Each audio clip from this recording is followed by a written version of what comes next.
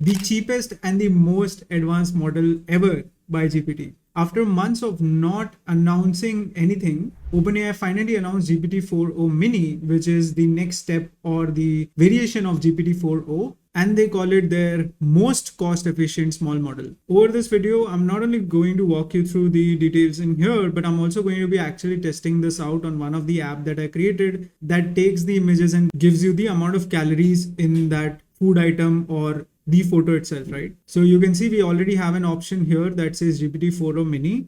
And currently I was using GPT-4o, but now I'm going to be switching to GPT-4o Mini to see the difference between the responses that I'm getting now versus what I was getting earlier. So how this app works is simple. I just upload the image here and then you fill in some details here. And after a couple of seconds, this will respond with the output that was, generated by AI. So you can see how this is how the response looks like. And we're going to be trying it out with GPT-4o Mini in a bit. First, let's go through the details in here.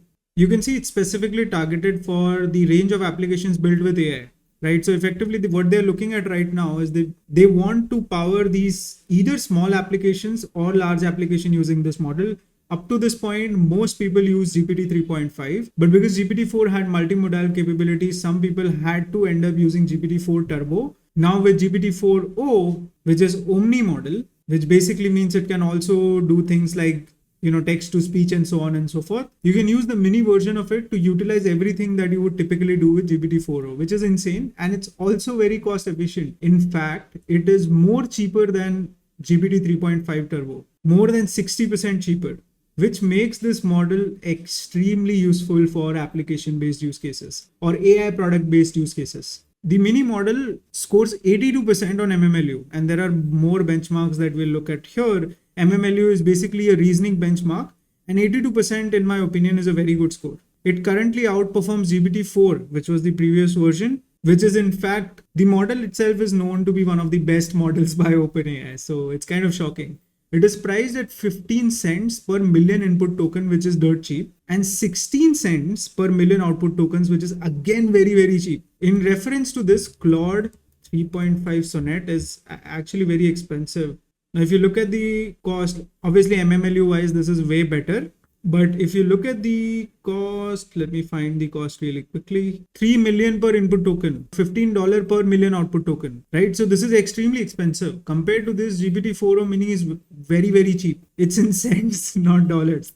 So it enables a broad range of tasks in low cost latency, such as applications that chain or parallelize model calls, multiple API calls, pass a large volume of context to the model. You can even you send full code base or conversation history, and obviously suitable for chat-based use cases. GPT-4o Mini supports text, image, video, and audio. And this is also going to be a part of the output in the future, right? So in my old GPT-4o video, I mentioned that GPT-4o will essentially pave a way for a video generation model of OpenAI, which is Sora. And this confirms that because it says that it's going to be Omni and more capabilities to this model will be added in the future. GPT-4o Mini surpasses 3.5 and other models on academic benchmarks across textual intelligence and multimodal reasoning, which is huge. It also has the capability of function calling, which allows you to call external APIs and then play around with that data. So it's also great for RAG-based use cases.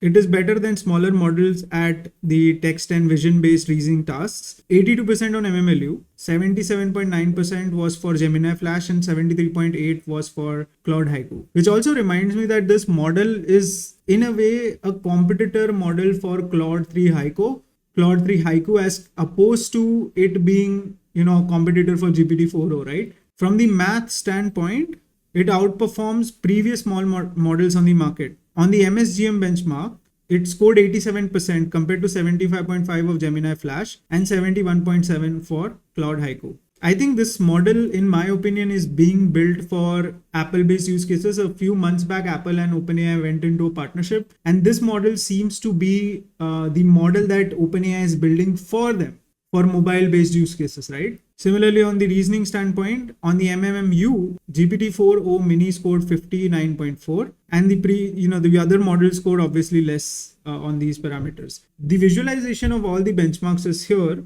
GPT-4o is the only model that exceeds 4o Mini in the reasoning benchmark, but Again, this is not a very fair benchmark because these are smaller models that are being compared. But what I find interesting is it's better than 3.5 Turbo and also cheaper. So I'm definitely going to be integrating this in my own applications before, obviously I'll test it out before I do that, but it does seem to solve the problem. Now we are obviously going to be testing it out real time on this app by changing the model from the assistants API. But let's just quickly go through the other details to see if there's something that we missed out. Obviously we looked at the pricing. What I'm missing right now here is the context window. So let's see if I can find that. 128k tokens, which is I think pretty fair, and it also supports 16k output tokens per request. So I think the output window is fair, or the context window is fair enough. So yeah, and obviously if you look at the benchmarks, it beats GPT 3.5 Turbo on all benchmarks, and it even beats it on the cost. The shocking point here is the math benchmark, because it's almost as good as GPT-4o.